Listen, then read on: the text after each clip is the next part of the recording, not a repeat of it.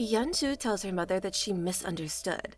The reason why she's not going to her friend's house is their financial condition is way different than the financial condition of her friend. And usually her friend is the one who visits them, and she only went to her friend's house once. Furthermore, her friend's mother likes to boast a lot and she doesn't want to meet her. On the other hand, Xiong Yu is waiting at the bus stand and soon he begins to count down the remaining minutes. The bus arrives exactly on time. But when the bus stopped at the bus stand, a girl told her father to stop the car. This girl is none other than Yuji. Her father asks her the reason for this and she tells him to wait while she looks at the bus. Here she recognizes Xiong Yu and she tells her father to follow the bus. Her father asks her what's wrong and she says that she'll explain everything later, and for now, just follow the bus. Meanwhile, on the bus, Xiong Yu notices a very beautiful girl. He thinks that today is a very lucky day for him because he even got the chance to look at such a beautiful girl on the bus. But soon Xiong Yu notices a man who is standing behind the girl. He's a pervert and is staring at the girl's body. Xiong Yu is angry at the man and he thinks that he has to inform the girl somehow. Meanwhile, the girl is busy using her phone and she is not aware of anything happening around her. Xiong Yu thinks that the girl is using SNS, so he decides to add her. As the girl receives the friend request sent by Xiong Yu, she first thinks about what kind of name this is. But she soon realizes that it is not a name but a warning about a pervert. And as she glances back, she sees the pervert. The girl adds Xiong Yu and asks him who he is. Xiong Yu replies that it doesn't matter who he is, he just wanted to warn her. Xiong Yu tells her that an old man is getting on the bus and she should give her seat to that old man, and use this chance to get away from that pervert. He also tells the girl to stay calm.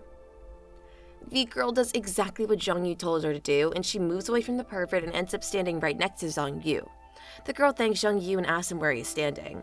Xiong Yu says to the girl that she'll have to guess that, but she only has one chance, and if she is wrong, she'll have to tell Xiong Yu her name.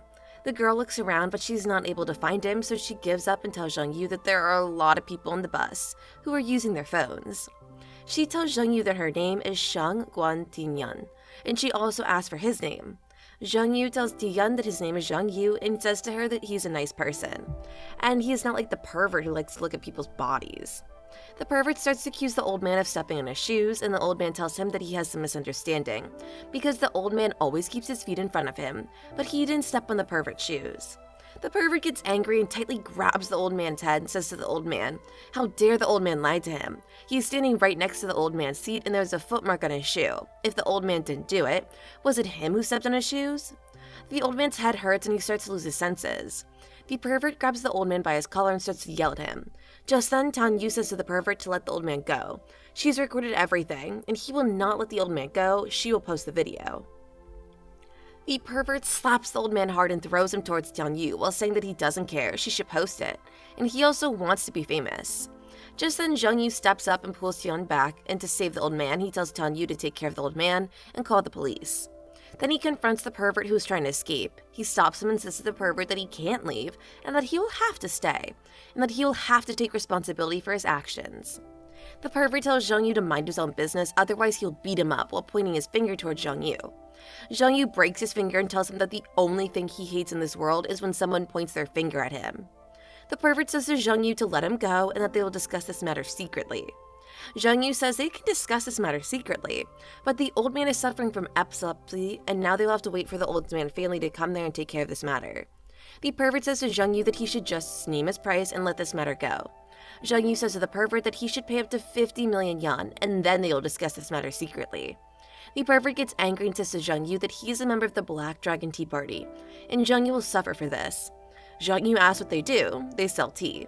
A pervert in anger yells at the mafia organization and tries to punch Xiong Yu, but Xiong Yu kicks him so hard that he falls on the ground with a broken tooth. Soon the police arrive there and arrest the pervert. Meanwhile, the old man loses consciousness and Xiong Yu uses a technique to get the old man's condition under control. Tian asks Xiong Yu if he could try to save the old man using some needles and acupuncture techniques. Xiong Yu replies to her in that case they should bet if Xiong Yu can save the old man. Tian will try to have to treat him to a meal, and if Xiong Yu loses, he'll treat Tian to a meal. But Xiong Yu saves the old man and wins the bet. While they were going to eat, Tian thinks that she has been tricked by Xiong Yu, and no matter what the outcome would have been, she was bound to go out and eat with Xiong Yu. But she also thinks that Xiong Yu is very talented. He uses a few needles and some simple steps to help the old man, and she's met a lot of doctors in her life, but Xiong Yu is different. Just then she asks Xiong Yu where they'll have lunch. Xiong Yu says that they are almost there. Meanwhile, Juzi sees Xiong Yu along with Tian. She thinks that if they are both couples, why are they standing at a distance from each other? Xiuyu's father asks her if Tian was her classmate, but she says that Tian is a nurse at their school. Then her father asks if Xiong Yu is Zhuyu's boyfriend and if he is cheating on her. But Xiuyu tells him that was not the case, and she tells him that they must go, because she has an appointment with the doctor. Soon, they leave, and inside the restaurant, Tian meets Xiong Yu's two childhood friends who are nicknamed Monkey and Black Bear. Monkey says to Xiong Yu that he should have informed them if he was bringing his girlfriend with them. They could have gone to a much fancier restaurant. But Tian corrects him and tells him that she and Xiong Yu have just met. They are just friends. Monkey and Black Bear are goofing around while Tian notices that they call Xiong Yu Hung Ghost. So she asks a name for it. They tell Tian that all three of them are childhood friends and Xiong Yu in the past was the tallest among them. He was always sick and his face looked pale all the time. Plus he had a bad habit of sticking out his tongue. Sometime later, Tian leaves the restaurant and Xiong Yu tells his friends that there are a lot of beauties like her at Xiangsheng School, and soon he is to go there, so if they want they can tag along with him when he visits Xiangsheng School. Both Monkey and Black Bear agree to this, and they are very excited. At the school, Black Bear and Monkey tell Xiong Yu to go and find his fiancée while they look for some beauties. As they were leaving, someone tapping on Xiong Yu's shoulder. Xiong Yu looks back and it was Miss Tong. She thanks him for saving Yuji and says to him that she wants to invite him to a meal, and she asks for his number and suggests that they can add each other on WeChat. Xiong Yu tells her to add him on WeChat and says that his number is in there. After adding her, Xiong Yu says to her that if she wants to buy him a meal, she should invite him soon. When Xiong Yu leaves Miss Tong's messages Yuji and tells her that she got Dr. Zheng's number. Miss Tong sends Dr. Zheng to Yuji, and Yuji calls her father and asks him to investigate Xiong Yu. She says that Zheng means panda and Yu means universe.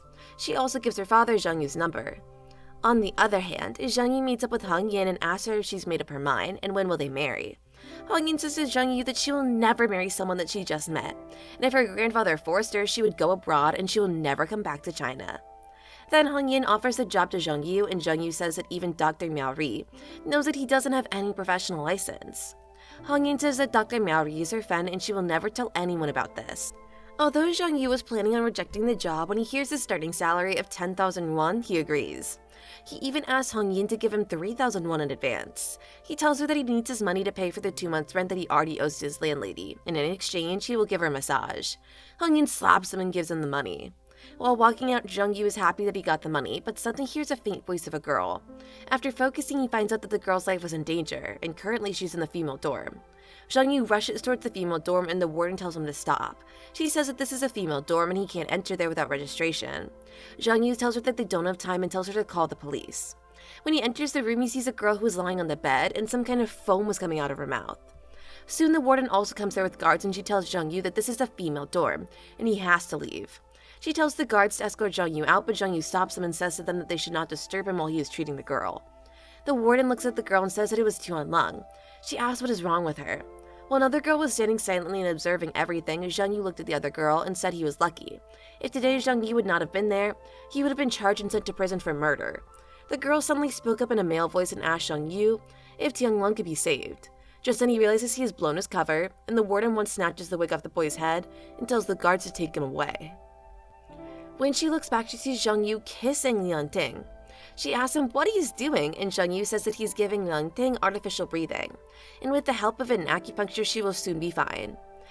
Just then, Liang Ting starts to wake up, and she starts saying, "Jing Shen Kung, don't kill me." Xiong Yu tells her that everything was okay now and that the culprit was arrested. Liang Ting asks Xiong Yu if he was the one who saved her. Xiong Yu tells her that he heard her voice, and luckily he got there on time. Otherwise, she could have lost her life. Just then, Xiong Yu gets a message from Monkey, in which Monkey tells Xiong Yu that the Black Bear was getting beaten in the schoolyard. Meanwhile, in the schoolyard, a Taekwondo practitioner was beating Black Bear for looking at his girlfriend. Black Bear tells him that he doesn't know who his girlfriend is, but the Taekwondo practitioner doesn't listen to him. Suddenly, Xiong Yu comes there and hits the Taekwondo practitioner and saves Black Bear. Xiong Yu is going to take revenge for his friend. Miss Tong tries to stop him and says that this is all just a misunderstanding. Xiong Yu says that she's just trying to save a student, and that if it was Black Bear beating the student, which she called a misunderstanding even then. Miss Tong tells him that the Taekwondo club of the school is very strong, and that the student was one of the aces of the Taekwondo club. So she tries to stop Xiong Yu and tells him to calm down. But Xiong Yu didn't listen to her, and he went to that student.